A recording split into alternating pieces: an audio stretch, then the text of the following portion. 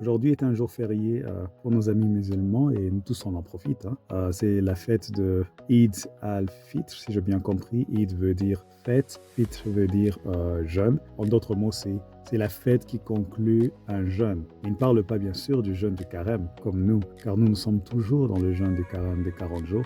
Le jeûne qui conclut, c'est plutôt le jeûne du Ramadan, qui est moins de 40 jours. Le Ramadan, pour eux, c'est quand ils essayent de se rappeler de quand est-ce qu'ils ont reçu le Coran. Et pendant cette saison, ils recherchent la piété par le jeûne. Je crois que c'est dans leur sourate, le deuxième chapitre, qui dit que le jeûne, en fait, les aide à atteindre la piété.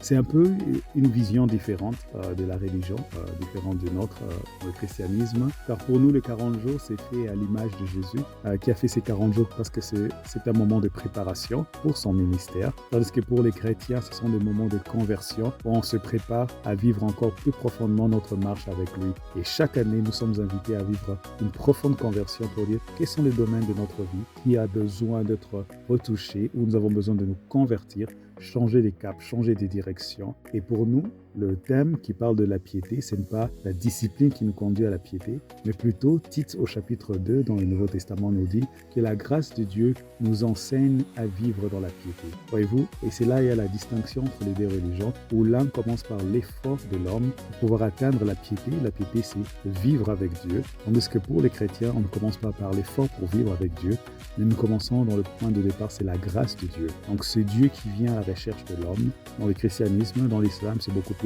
l'homme qui va à la recherche de Dieu. Donc c'est une distinction importante. Et la piété chez nous, alors, c'est une motion qui vient de la grâce et de la faveur de Dieu qui nous a été donnée. Et je sais qu'on va les lire pendant la période de la Pâque, parce que nous, on termine le carême en entrant avec le Saint Triduum jusqu'à la résurrection. Et je sais que la nuit pascale, nous lisons un long texte qui nous parle de la création de l'homme.